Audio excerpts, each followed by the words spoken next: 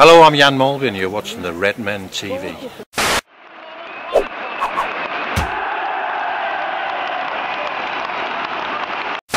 Hello and welcome to the Redmen TV. After Liverpool's astonishing semi-final cup win against the Blue Shout, we've got Woy's West Brom at Anfield. I laugh every time.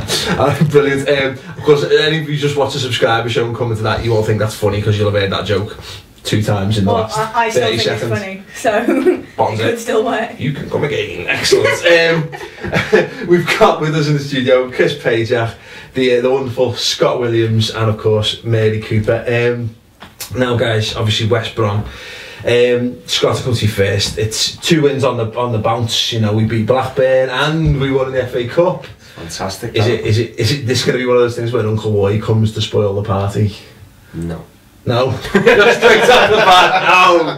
No. Obviously, I mean, the kind of team our form at Anfield has not been sparkling this season, and they're a kind of team that will come and park the bus.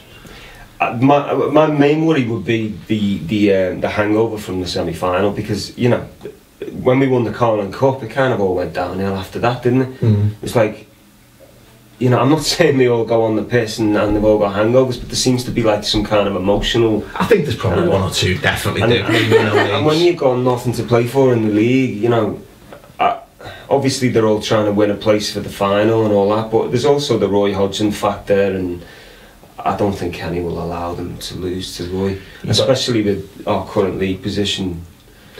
Our slightly spotty league position, because I think are they just below us? I think that actually, interestingly enough, the form table is the most interesting thing, because you imagine that they'd be like, it's Woy, so they're going to be awful. No, they're actually 1 place below us in the form table at the minute. We're 10th.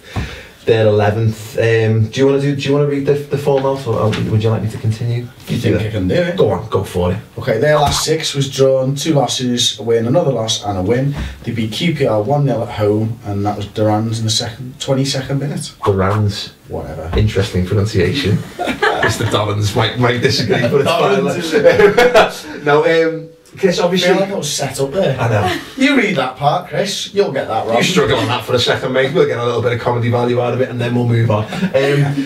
Yeah, as I said, there's the worry that he will come and park the bus, and we have struggled. Do you think, as Scott mentioned, this sort of cup semi-final hangover could be an issue?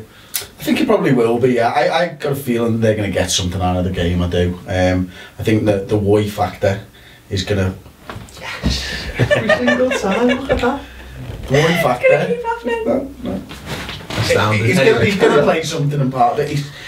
He just likes pissing me off. He liked pissing me off as Liverpool manager, so I'm sure he's going to piss me off as West Brom manager. Yeah, certainly, no doubt.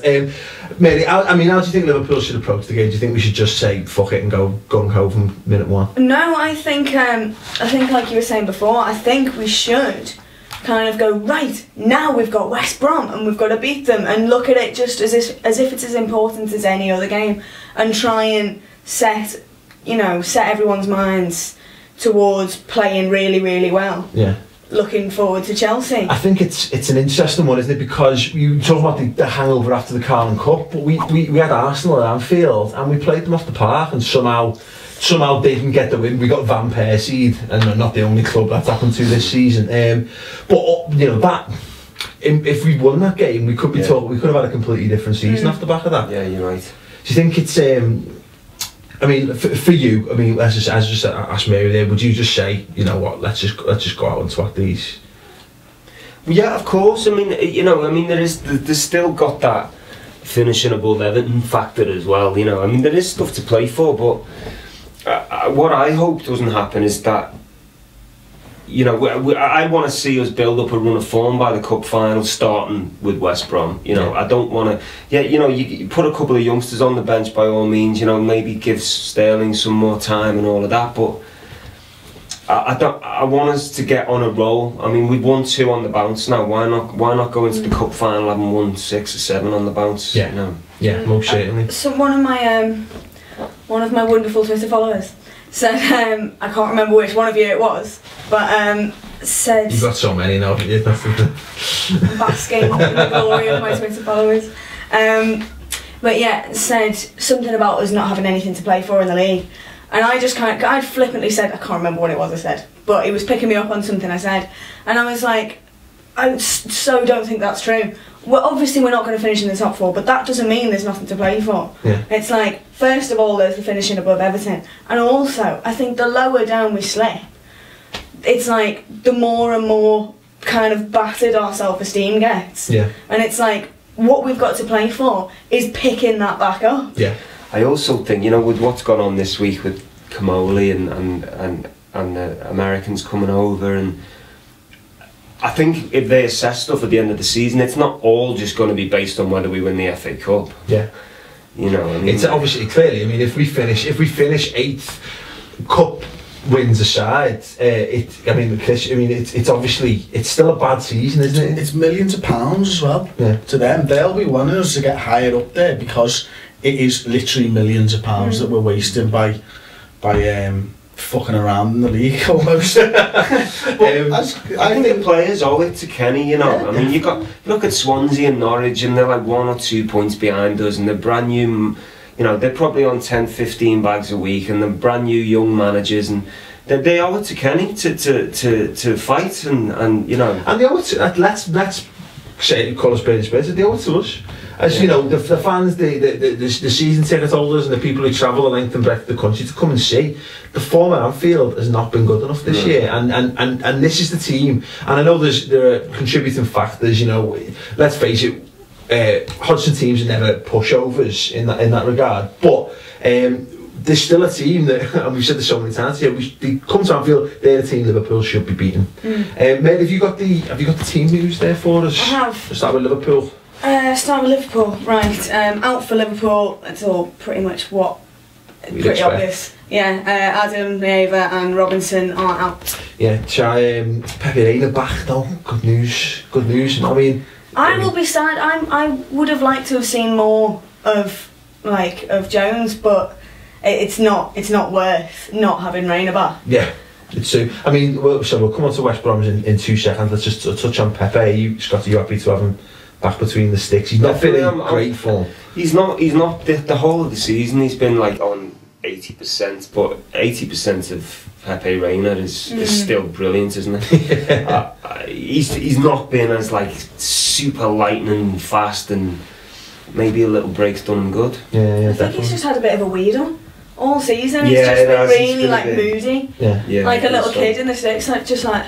I think so. We've talked about it in the past, haven't we? And the change in defence and having Carragher in, who naturally brings the back 4 closer to Pepe, actually stops Pepe doing what he's good at and clearing up. Him with a lot of space in front of him, he's a sweeper keeper. He needs that space. When the defence starts coming back onto him, he doesn't feel as comfortable doing it. I think and then when they fuck up, he's just like, oh, for fuck's sake, well, this is it. You know, I think, as you say, I think the sweeper keeper thing is spot on. I can't think of many times this season where Pepe's come bombing out to the edge of his box and cleared that out, like, you know, and as well, and the whole set of the team. That when everything's shorter, it means that there's a defensive midfielder who comes to collect the ball off him, so he's not being required to do his world-class distribution as well. Like, so no, I mean, personally, I'm ecstatic that Pepe's back in, and hopefully, as you say, he's got a little bit of a rest. Hopefully, we'll have done good. Let us know in the comments section underneath. Are you chuffed to have Pepe back? I know we've had a few of yous Pepe bashing this season. Have you come around? Haven't seen what else we've got to offer in the goalkeeper department? Those of you clamouring for Doni, yeah. Good one. Anyway, sorry, Mary. What's West Brom's team news then? Right, out for West Brom we have Fortune, Olsen, struggling to read Chris's writing, Morrison, Reed, and Gerrard. Yeah, we had to change it because it does look like Olsen's out with a penis injury. A penis injury. Which is pelvis, apparently. Like, that's fine. Like. And Fortune is a bit hammy. in my game. That's bad. It means you're a little bit over the top. So Fortune's out. Yeah. Excellent. Brilliant. Right, so we're going to go over to the wonderful people at the Redmen North East. Now, they've got a new presenter as well, apparently, this week. So let's see what that's all about. Redmen North East. Hiya. Yeah, I thought it'd be nice to have a sexy girl to help us out with the show, but I didn't really know any, so I asked my friend Abby instead, and she's just going to help us out by doing some sexy stuff. What are you on about? I thought we were just going to chat about footy and that. Yeah, well, we'll introduce the show and then you'll just read some stats and stuff whilst looking fit. Here's a script. We didn't agree I'd be topless, because that's not happening. And I'm definitely not rubbing peanut butter on myself. What's this wag or slag thing? Not slag. Fuck. Oh, yous, I'm not happy about this, you know. You said I'd be presenting the show. Well, you want to actually present it? Yeah? Topless. Definitely not. Well, who's going to do sexy stuff then? We'll sort something. A lot of controversy this week with the Chelsea goal against Spurs and the Ashley Young dive against Villa. What did you make of it all? I feel sorry for Spurs, I do. I think that's just football though. Like, on the positive side, I think it'll make people think more about goal line technology and an overall fairer game, really. Ashley Young? Oh, he's a horrible diving twat. But apart from that, he's alright, yeah. Alright, there's some valid points there. I'm glad we got you on presenting the show. You're more than just a sex object, aren't you? Mm-hmm. Well, with Liverpool through to the FA Cup final, it's got me thinking, and do you know what my favourite cup is? What's that? Probably this perky little beaker.